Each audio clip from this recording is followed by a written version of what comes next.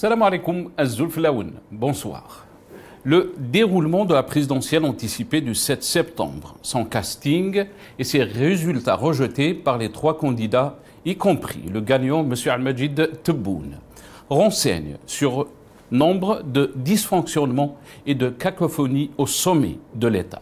Le désaveu cinglant infligé par le peuple algérien au processus électoral engagé par le pouvoir pour la réélection de M. Al-Majid Tebboune suscite toujours des critiques acerbes des personnalités politiques et de la presse internationale. De Rahabi, l'ex-ministre et diplomate, qui a déclaré que l'Algérie a atteint un stade de non-gouvernance. Sofiane Djilali, qui qualifie que l'élection présidentielle du 7 septembre est un échec de démocratie pour le pays. Parmi les réactions de la presse étrangère, le quotidien français L'Opinion a publié un article qui met en cause le taux de participation de l'élection présidentielle anticipée. D'après le journal français, la participation à la présidentielle algérienne aurait été d'à peine 10%. D'après les estimations gouvernementales françaises, sont très loin des 48% affichés par le régime. Seul un électeur algérien sur 10 se serait rendu aux urnes lors de l'élection présidentielle du 7 septembre, estiment les sources gouvernementales françaises. Dans le même ordre, un autre journal français, Le Point, titre et pose la question « La présidentielle algérienne victime d'un complot ». Au vu des critiques des trois candidats sur les résultats du scrutin, la thèse d'un complot prend progressivement de l'ampleur, a écrit le magazine Le Point. L'image saisissante de l'Algérie dite nouvelle est celle d'un autre temps, d'un autre siècle. C'est ce qui la rend un tantinet subversive. Elle illustre aussi l'intenable paradoxe du régime, faire croire qu'il est nouveau tout en retournant à du périmé. L'Algérie a connu de nombreuses élections où les résultats étaient largement prédéterminés. Pour les présidentielles, cette tendance est encore plus flagrante. L'absence de véritable compétition, l'influence omniprésente des structures de pouvoir, les fraudes électorales, ainsi que le boycott massif par une grande partie de la population sont devenus les marqueurs d'un processus électoral défaillant. L'élection présidentielle du 7 septembre a été particulièrement controversée, marquée par un taux de participation historiquement bas et un boycott massif revendiqué et assumé par le peuple. La détermination des décideurs à préserver le système en place malgré une demande populaire pressante pour un changement radical. Nous débattrons avec nos invités d'une élection et des interrogations juste après cette petite intro.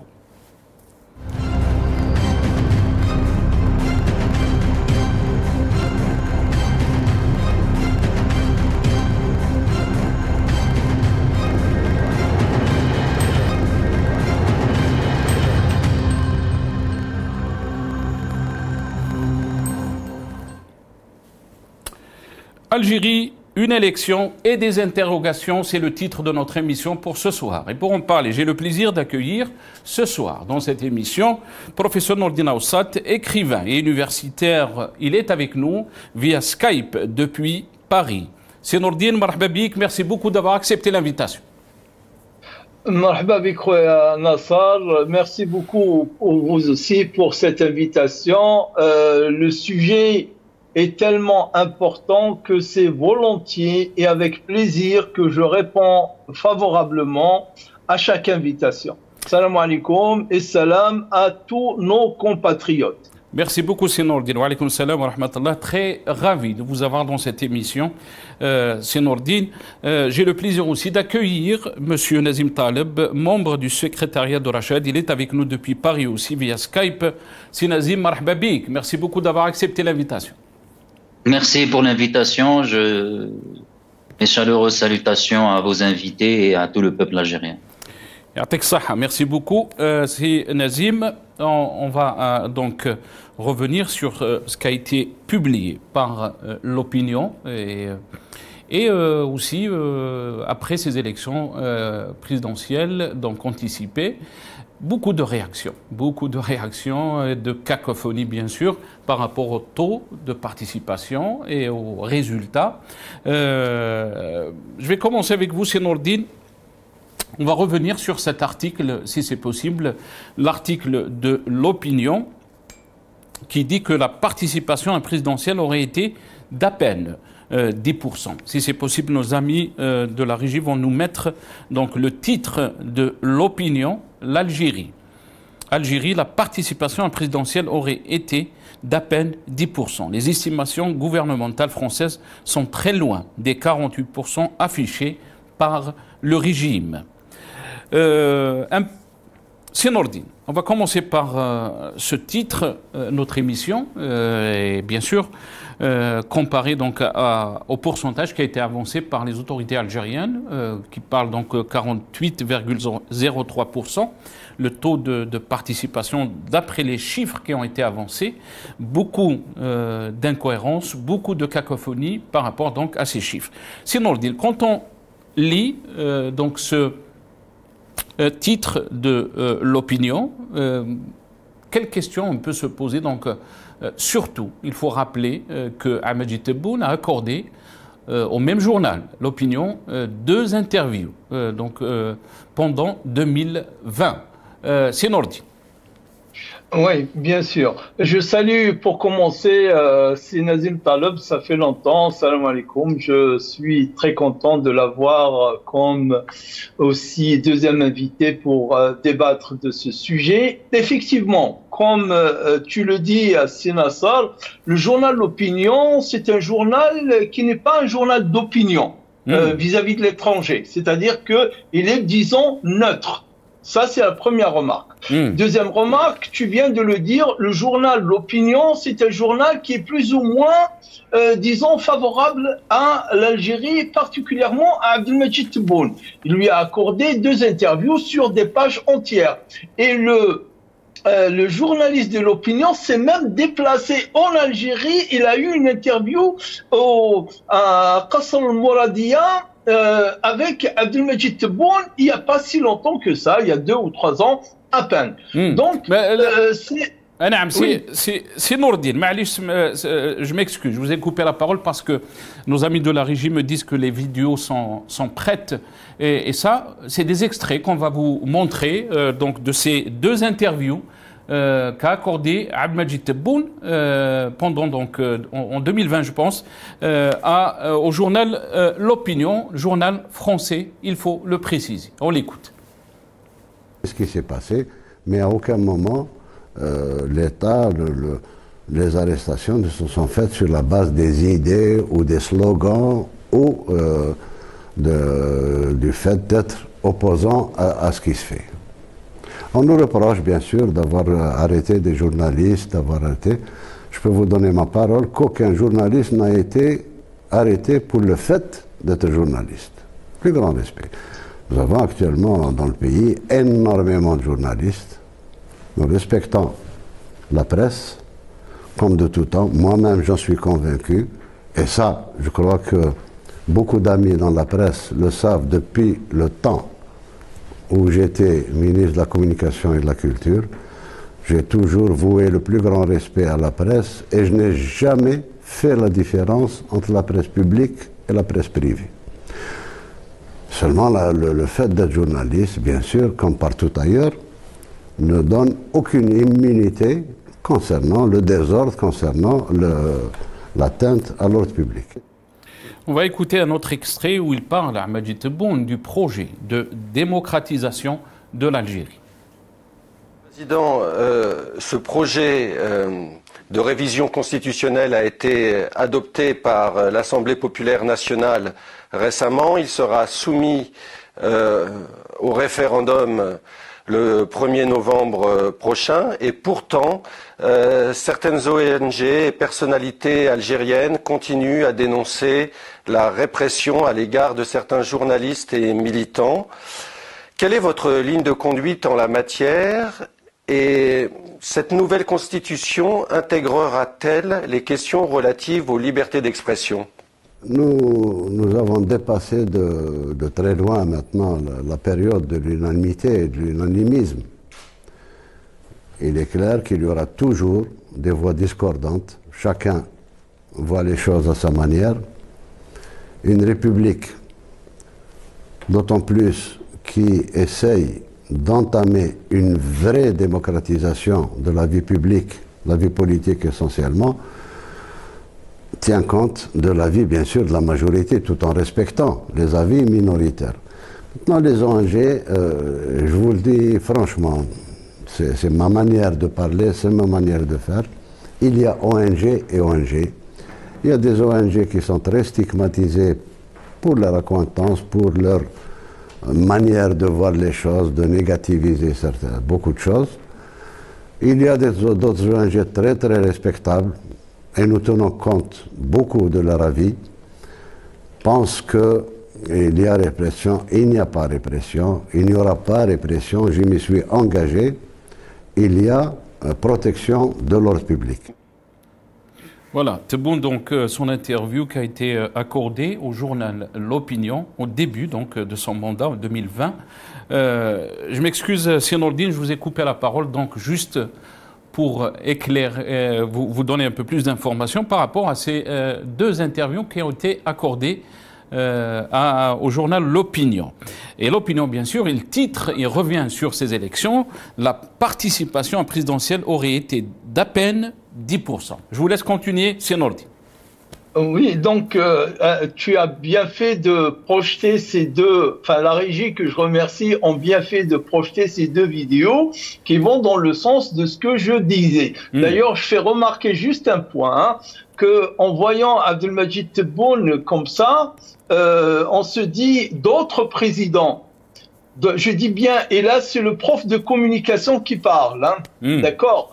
Donc d'autres présidents à l'exercice du pouvoir, on les voit maigrir. Lui, les dernières images par rapport à l'image qu'il y a dans la vidéo, il a pris de longs bons points. Donc, comme quoi, il ne s'est pas vraiment, je dirais, tué à la tâche après 4 ans après ces interviews. Bref, je ferme la parenthèse. Il y a aussi le titre à Sinassal du l'opinion du 10 qui est encore plus parlant parce que les chiffres nous les connaissons et nous allons, je suis persuadé, en parler encore aujourd'hui.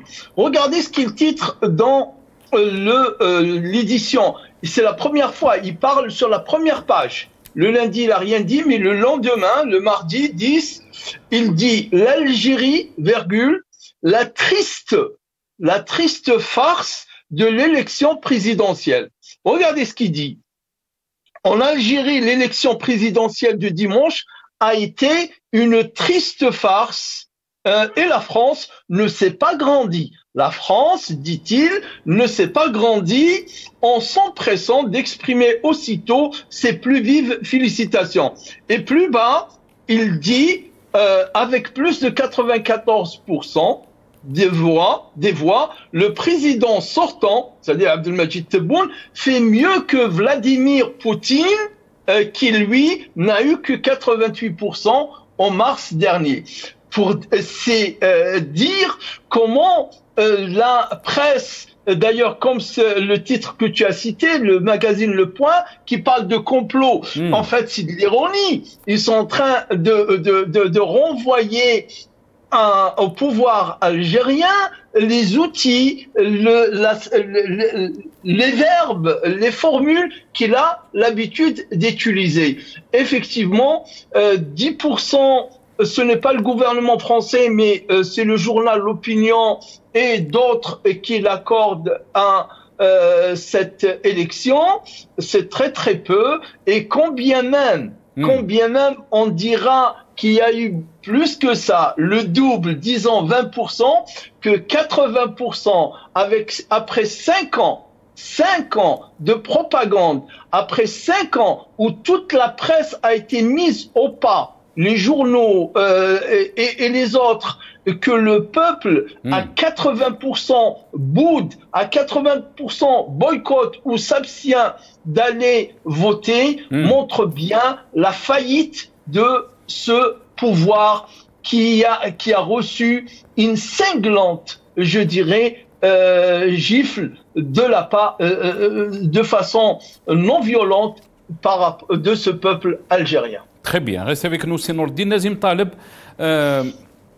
D'abord, je vais vous faire passer donc 2 titres aussi.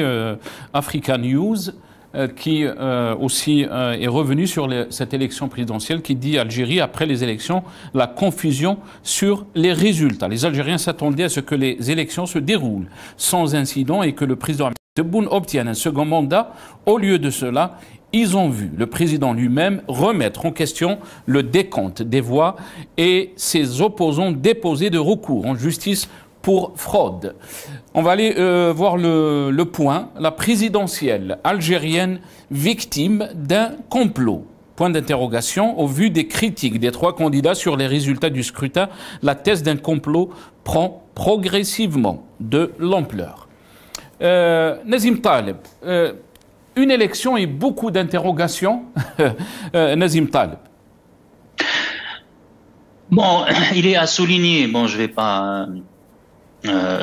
Docteur Aoussat, il a souligné énormément de points importants, donc je ne vais pas les redire.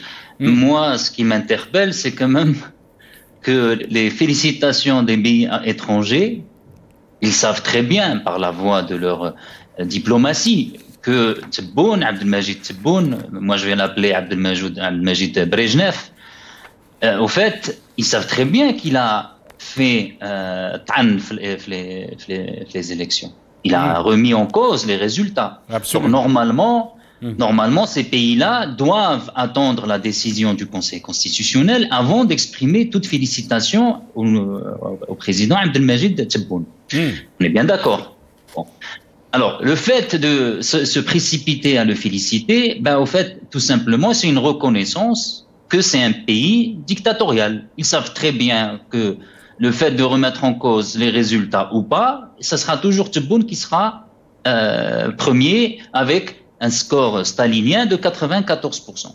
Donc pour moi, c'est plus une claque et un aveu des pays étrangers que les élections en Algérie, c'est pipé d'avance. Et ils le savent très bien. Et le fait qu'il ait présenté une contestation officielle avec les 2 autres prétendants à la présidence, c'est un aveu que ces pays-là savent très bien comment ça va aboutir. Ça va aboutir à confirmer l'élection de Abdelmajid Tebboune et ils vont nous sortir une harira, comme on dit, parce que là, c'est quand même, ils sont rentrés, ils se sont quand même tirés une balle dans la tête.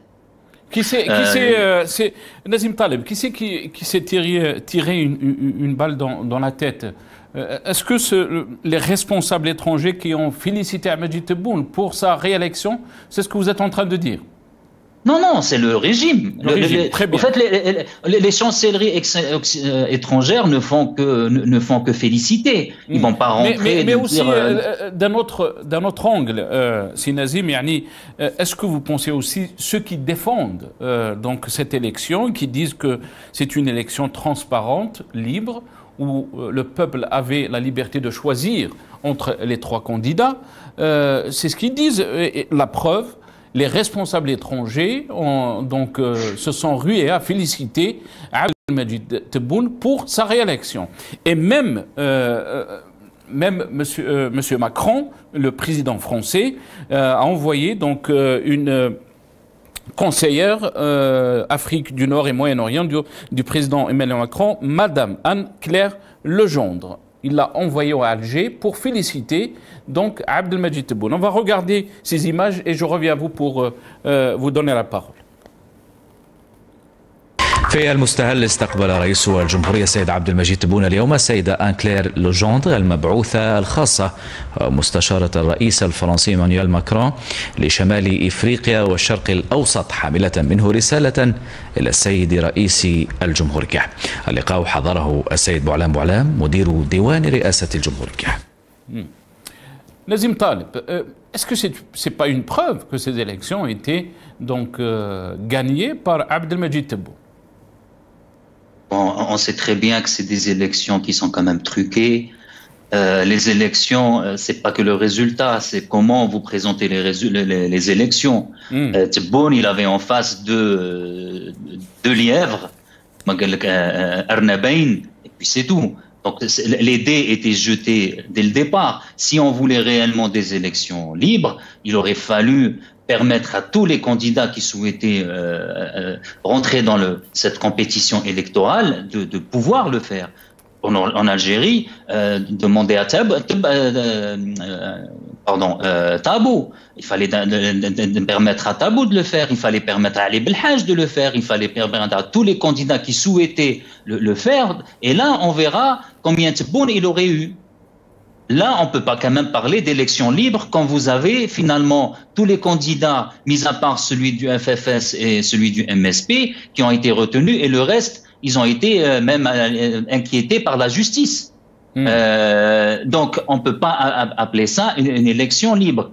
Secondo, quand on dit une élection libre, quand vous avez, par exemple, bon, ça, on n'a pas attendu le point pour savoir, nous, les Algériens, que les élections, que ce soit en 2019, que ce soit maintenant, que ça n'a jamais dépassé les 8-9%. Finalement, les 8-9%, c'est qui? C'est au fait les fonctionnaires, c'est l'armée, et on l'a vu, les photos des jeunes qui se précipitent à 8 heures du matin. Vous connaissez-vous un Algérien qui se précipite à 8 heures du matin pour aller voter? Ils sont tous pratiquement bien rasés, on sait très bien que c'est des jounouds. Les fonctionnaires, l'armée, la police, donc là, vous avez déjà un contingent de 1 million. Le reste, c'est les anciens moujahidines pour pouvoir recevoir toujours leur pension. Et finalement, quand le point dit à peine 10%, ça veut dire qu'il y a eu un peu de... ça a été sage pour ne pas dire finalement moins de 10%. Ben, on sait très bien que le taux de participation est 7 et 8%. Quand on parle de 7-8%, allez, 10%, ça veut dire un Algérien sur 10 est allé voter. Quelle légitimité peut avoir cette élection? Même si elle est libre, hein, je dis bien même si elle est libre, même si on admet qu'elle est libre. Quand vous avez un président qui est élu par 1 sur 10, c'est-à-dire rejeté par 90 de la population, ça pour moi, ça prouve encore une fois que ce régime, ce président n'a aucune légitimité. Et dans un pays qui se respecte, une élection comme ça doit être annulée et il faut reconvoquer une élection, mais en rentrant dans un processus réel de changement et de permettre à tous les candidats, je dis bien sans exclusion, sans avoir un épée de Damoclès sur la tête, comme peut l'avoir Tabou, comme peut l'avoir Ali Belhaj, comme peuvent l'avoir d'autres candidats.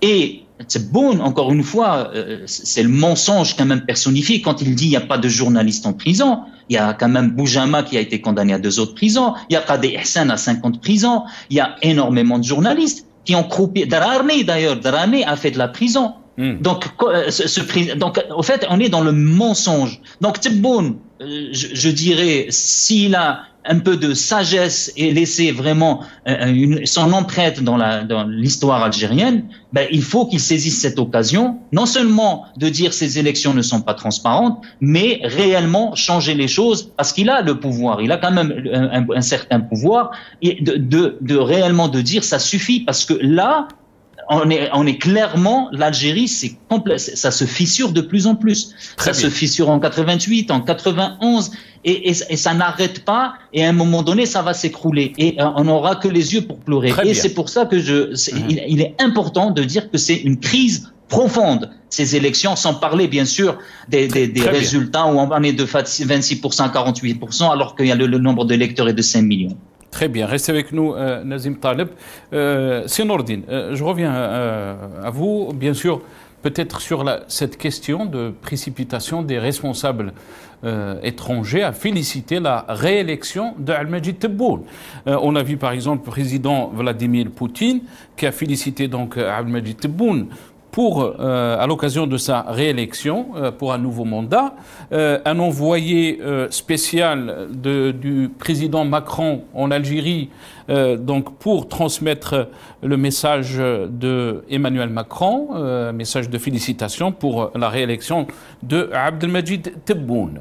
La question qu'on se pose, il y a quelques jours avant les élections, ou même un jour avant les élections, on a vu donc ce reportage qui a, si on peut dire, critiqué France 24. On écoute cette petite vidéo et je reviens à vous juste après. Le scrutin présidentiel du 7 septembre s'est déroulé sans embûche et une campagne électorale loyale qui s'est déroulée dans un esprit démocratique des vérités qui déplaisent apparemment. C'est devenu un rituel, voire une constante de la presse française. Lorsqu'il s'agit de l'Algérie, elle se transforme en chorale médiatique anti-algérienne avec des sopranos tels que la chaîne France 24. Un seul mot d'ordre, noircir le tableau en adoptant un ton alarmiste, empreint de contre-vérité. Cette chorale jette honteusement l'anathème sur toutes les transformations que connaît l'Algérie depuis l'élection du président Tebboune à la magistrature suprême, au moment où la France vit une des pages les plus noires de l'histoire de la Ve République. L'Algérie est un grand pays de liberté stable et prospère. Le pays est sur la voie de l'émergence. Que cette chorale fasse l'effort de reconnaître que l'Algérie est beaucoup mieux lotie que la France. L'Algérie des années 2020 est un pays doté d'institutions légitimes et stables au moment où la France est devenue un pays...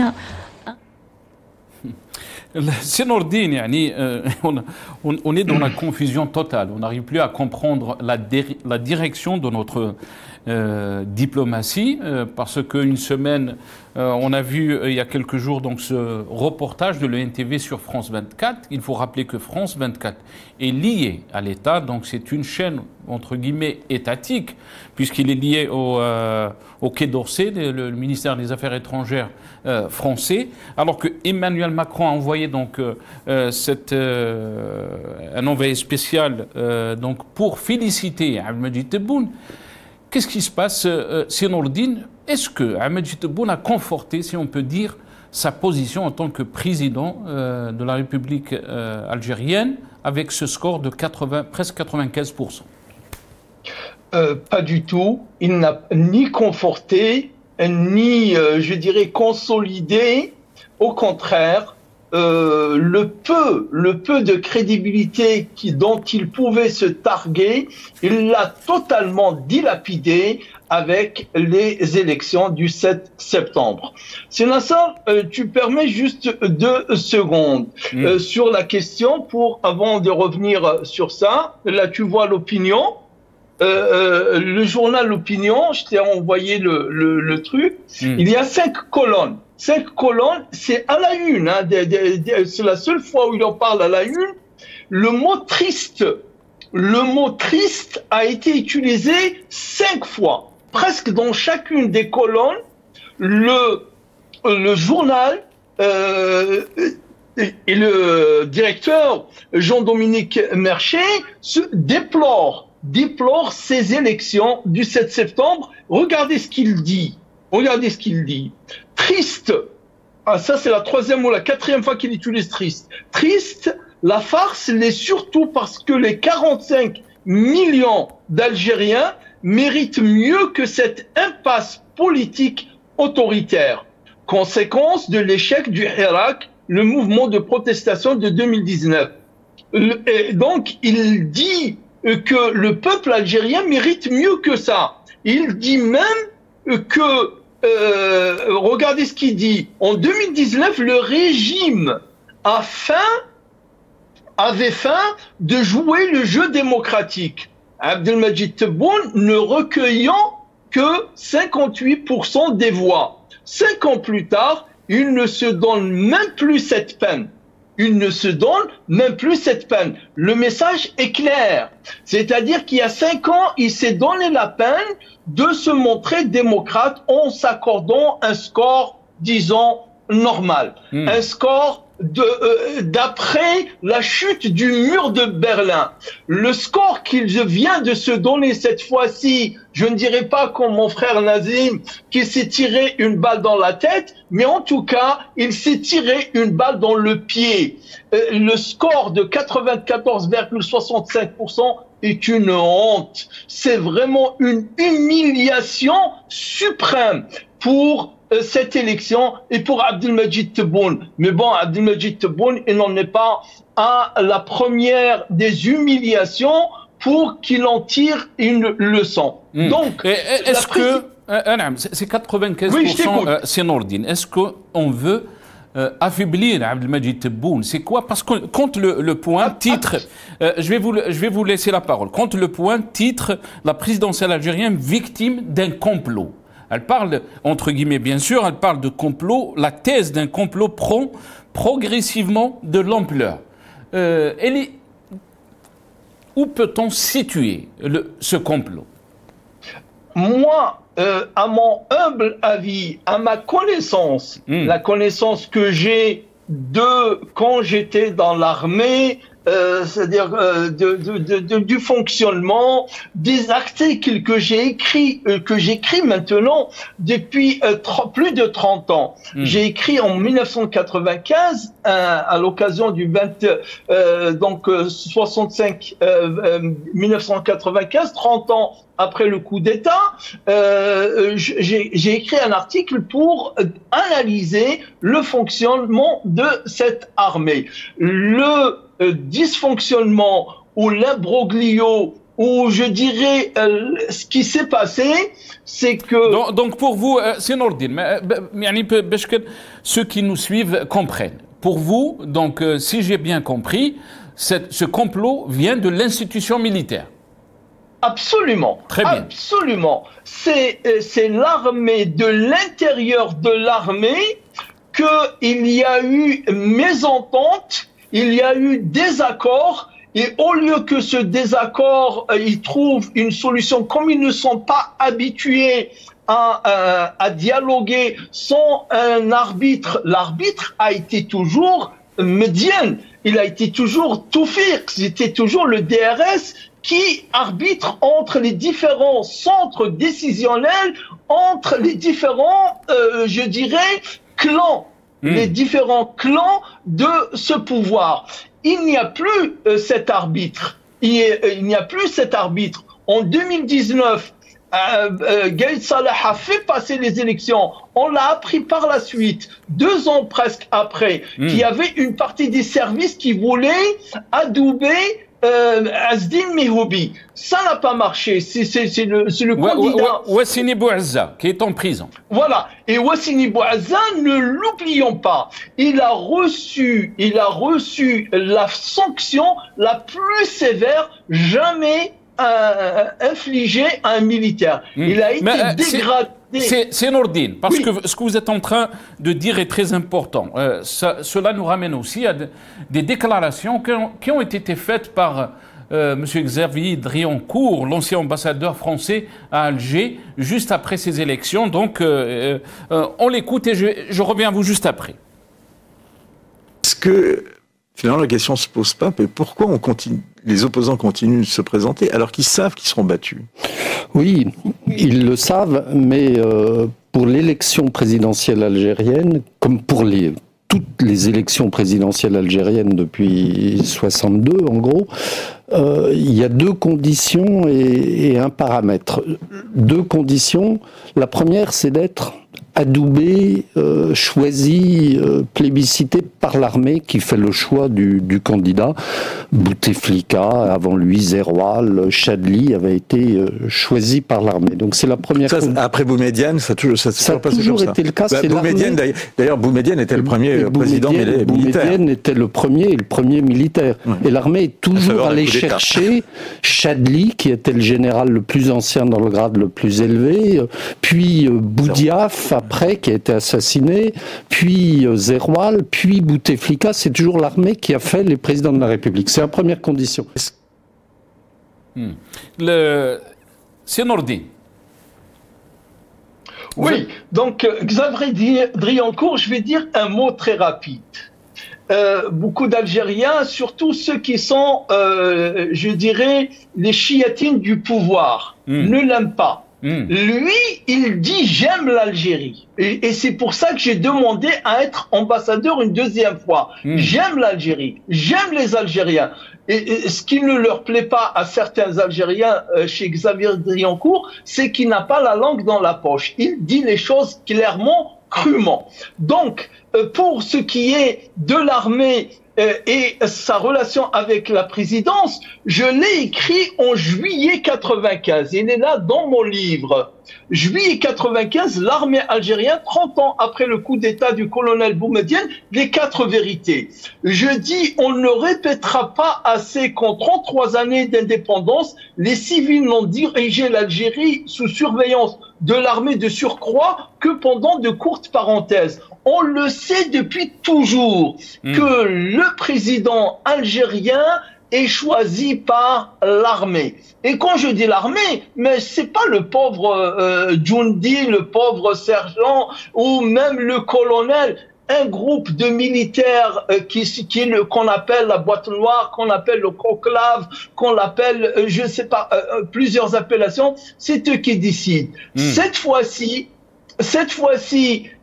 ils ont décidé, tout en négligeant qu'il y a parmi eux, dans les services, ceux qui ne sont pas d'accord. Et ceux qui ne sont pas d'accord, c'est un peu, c'est pas les héritiers ou de Ouassini ou de Mdine, on ne sait pas qui sont, mais on est certain.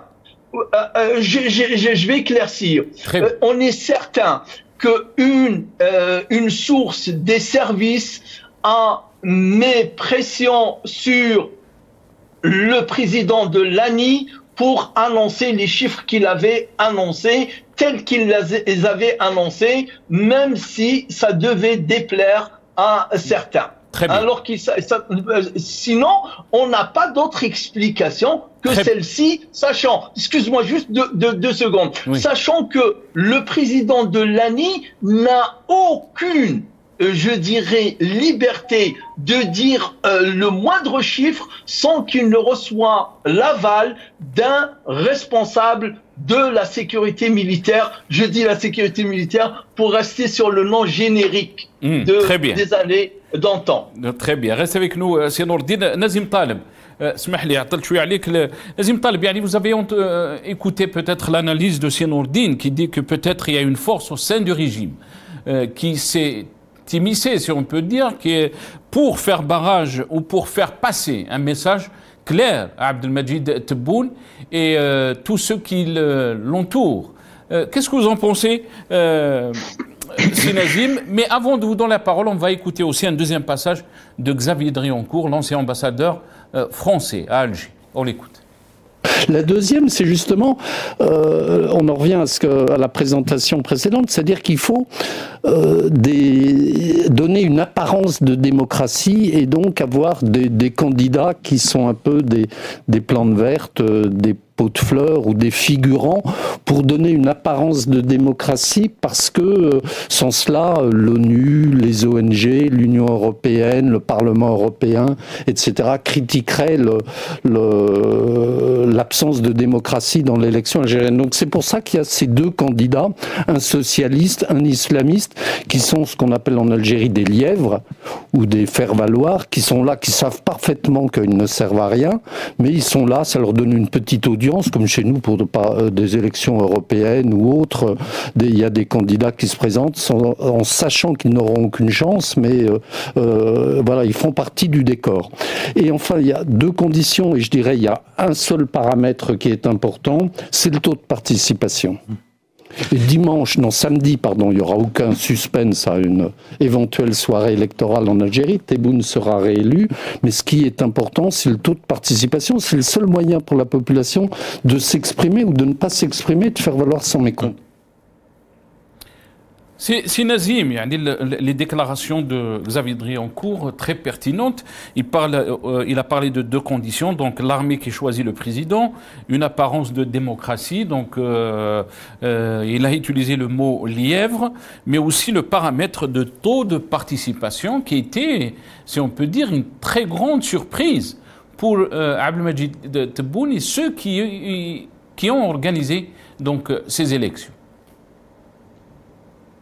Bon, il y a 2 points. Il y a un point qui est quand même primordial et important en Algérie depuis 62. C'est que la médiocrité s'installe à tous les niveaux, à tous les échelons. D'accord?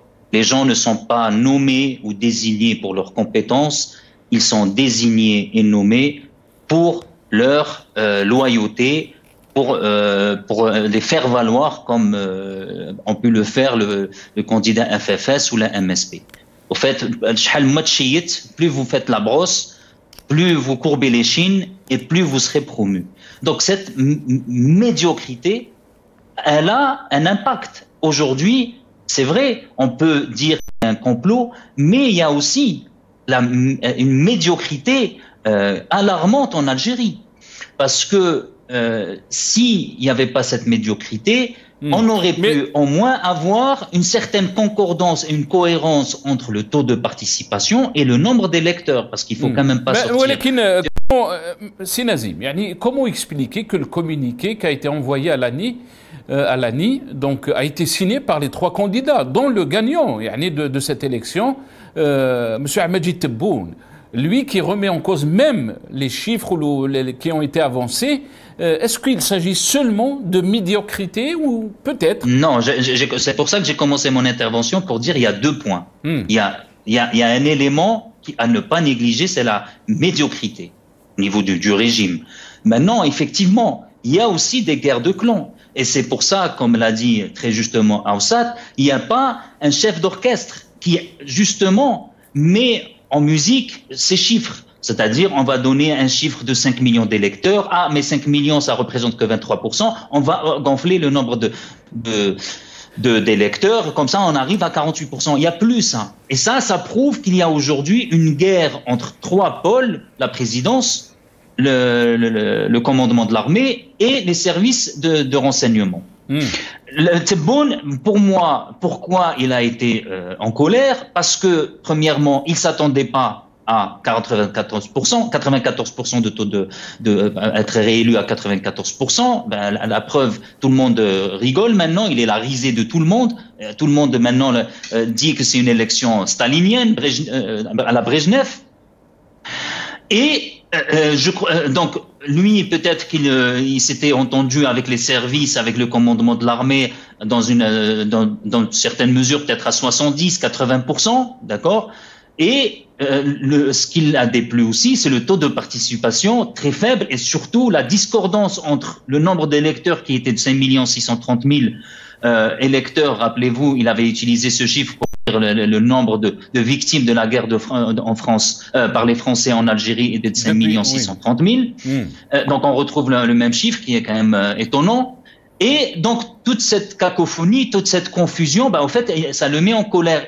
Et pour preuve, jusqu'à maintenant, il n'a même pas fait de discours, même pas faire un discours pour remercier le peuple algérien d'avoir été réélu, pour finalement tracer la route de ces réformes qu'il avait promis, etc. À ce jour, il reçoit l'envoyé spécial, alors qu'elle n'est même pas envoyée spéciale. Et en plus, c'est une claque en plus, c'est-à-dire qu'il lui envoie même pas ni un ministre d'État, ni un secrétaire d'État. Il lui envoie la conseillère à la présidence pour le Moyen-Orient et le Nord-Afrique. À la limite, c'est son rôle pour aller le voir. Ça veut dire que, alors eux, ils sont en train de donner en fanfare cette envoyée spéciale, alors que c'est pas une envoyée spéciale, c'est juste une conseillère. D'ailleurs, vous allez sur Wikipédia, sur son profil LinkedIn, elle se définit pas comme envoyée spéciale. Elle dit, je suis conseillère à la présidence Nord-Afrique et Moyen-Orient. Donc, on train de gonfler cette visite, alors que pour moi, c'est une autre claque. Si le président Macron avait vraiment voulu donner du poids à cette visite,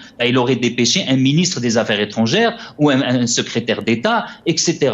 Et mais le fait qu'il y ait un envoyé ou une conseillère qui a été donc dépêchée à Alger, Nazim Taleb, est-ce que, alors qu'on sait très bien qu'il y a crispation des relations entre Alger et Paris, est-ce que c'est pas un signe aussi que peut-être Macron est venu à la rescousse de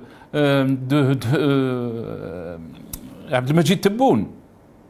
Tebboune, il n'a jamais caché son côté francophile et francophone.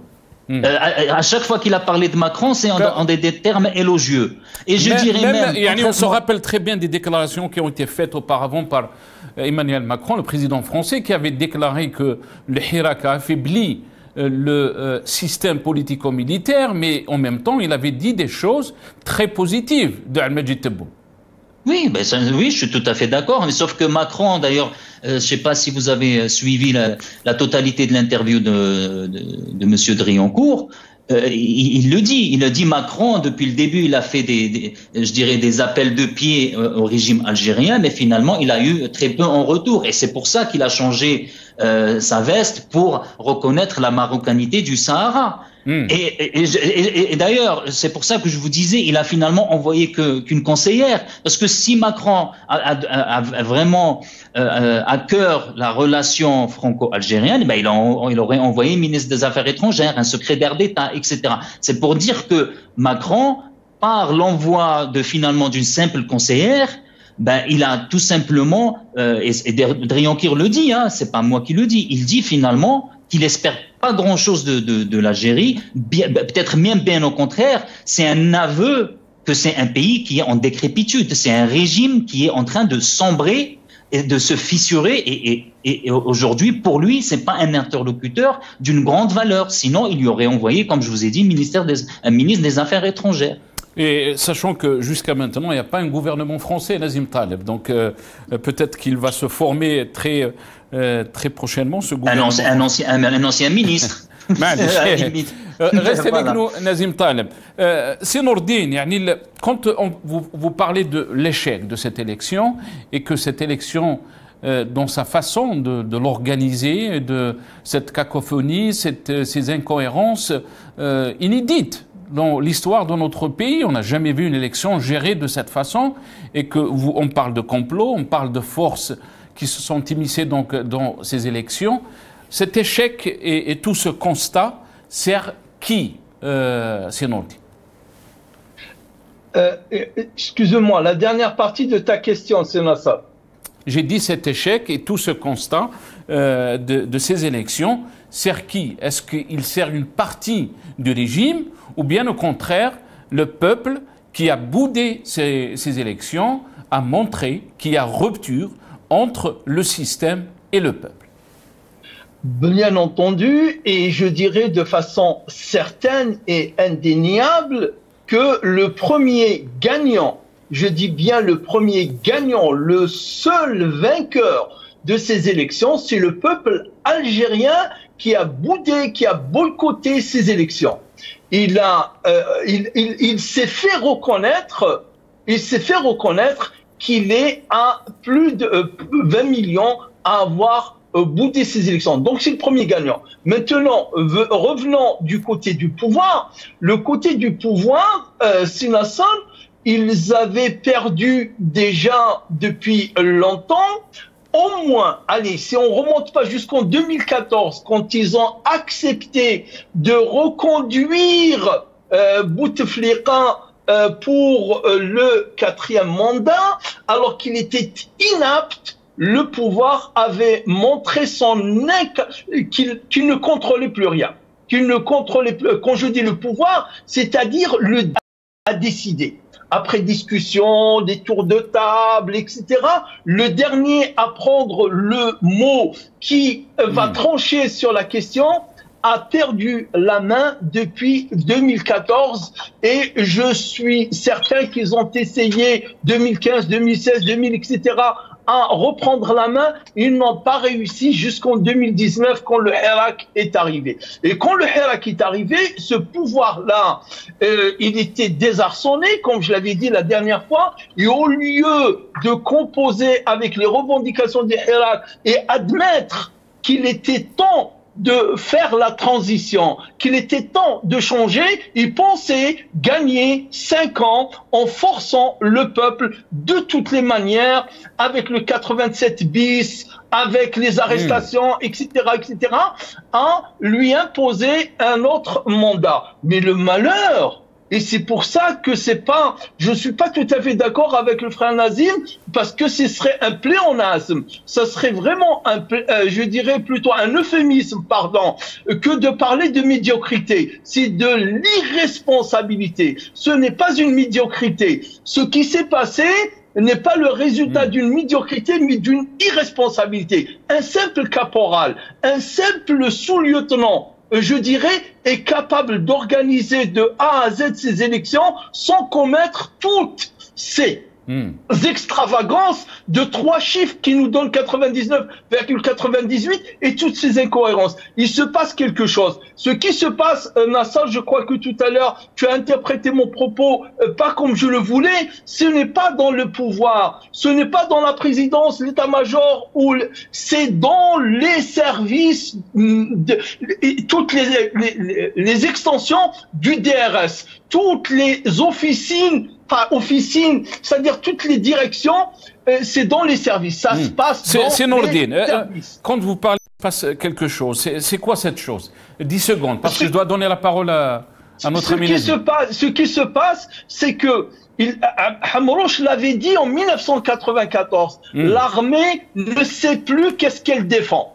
À un moment, il pensait faire l'unité de l'armée et de tous ses satellites en ayant un seul ennemi, c'est le fils. Maintenant qu'il n'y a plus le fils, ils n'ont aucun moyen de faire l'unité. Ils ne savent pas qu'est-ce qu'ils veulent, ils ne savent pas qu'est-ce qu'ils défendent, ils n'ont aucun projet pour l'Algérie. Très bien, très bien. Le mensonge. Très bien. Nazim Taleb, tfadal. Non, je répondrai à Dr Aoussat. Quand il dit c'est de l'irresponsabilité, oui, mais les responsabilités, Dr Aoussat, ne datent pas d'hier. En 88, ils étaient devant un mur. En 91, ils ont quand même traîné le pays par irresponsabilité dans une guerre au civil qui a coûté la vie à 250 000 morts, d'après les organisations des droits de l'homme, à des millions de réfugiés. Donc l'irresponsabilité, c'est pas quelque chose de nouveau. C'est pour ça, moi, je tiens à parler de notion de médiocrité. Même dans les années 91, ils avaient quand même des compétences pour vendre leur coup d'État. Ils avaient des compétences pour administrer un pays, pour faire un semblant d'élection. Donc, l'irresponsabilité, pour moi, c'est un état de fait. C'est déjà existant. Mais c'est la médiocrité qui se propage dans des proportions tout simplement ahurissantes, où on arrive, comme vous avez dit, à 99,98, etc. Ce qui vous paraît, vous, peut-être logique qu'un caporal peut le faire, mais apparemment, même les généraux n'ont pas pu le faire. C'est pour vous dire que c'est pas une responsabilité. Les responsabilités, la médiocrité se rajoute à les responsabilités. Non, pour finir, moi, je suis pas forcément d'accord avec Dr Aoussat sur le fait qu'il y a que les services. Non, il n'y a pas que les services, et on l'a vu. Les gens des services sont retrouvés en prison. Chauffeur, comment il s'appelle celui qui l'a remplacé, pardon, Tartag, etc. C'est qui l'a mis? C'est Wassini, c'était le commandement de l'armée, c'était l'Arkan. Donc il y a, pour moi, il n'y a pas que les services qui ont influé dans cette harira, excusez-moi du terme, mais il y a l'Arkan, il y a la présidence, il y a Ben Ali qui ne veut pas, l'un des boulons Ben Ali, on sait déjà entre Ben Ali et Chengriha, ça se passe pas bien entre les services. Donc au fait, c'est un grand cirque, et malheureusement, c'est l'Algérien qui en paye le prix, et on va encore payer le prix parce que ça va continuer à se fissurer, parce que aucune des promesses de Tebboune va être réalisée. Et là où je suis d'accord avec Dr Aoussat, c'est que le seul gagnant, et Dr Badi l'a très bien dit, c'est le Hirak Samet. C'est le peuple algérien qui a gagné dans cette élection. Et je dirais un autre chiffre que Driancourt a dit, parce qu'il avait dit, Abdelmajid Tebboune lui a dit, il y avait 23 millions de gens qui ont marché dans les rues. Eh ben, on les retrouve aujourd'hui, c'est les non-votants. C'est le même nombre qui n'a pas changé et qui n'ont pas été leurrés dans cette propagande qui a duré 5 ans. Merci beaucoup, Nazim Taleb. Je ne sais pas si vous voulez un petit mot, Senordi. Un mot. Tout simplement que le chiffre le plus important, c'est celui des Algériens qui ont boudé ces élections. Ne vous faites pas... Oui, je voulais parler du Djeish. La revue du Djeish qui nous a sorti un édito. Le triomphe de l'Algérie, vous vous rendez... Là, le triomphe de l'Algérie publie le Djeish de ce mois-ci. Mais de quel triomphe parlons-nous alors que c'est les élections les plus, je dirais, médiocres, jamais organisées par ce pouvoir depuis 1976. Barakallahu fik, c'est Nourdine. Merci beaucoup. On est arrivé à la fin de cette émission. Merci à professeur Nourdine Aoussat, écrivain universitaire. Vous étiez avec nous depuis Paris. Merci à notre ami Nazim Taleb, membre du secrétariat de Rachel. Vous étiez avec nous aussi depuis Paris. Merci à vous, chers téléspectateurs, d'avoir suivi cette émission. Ya'atikum saha.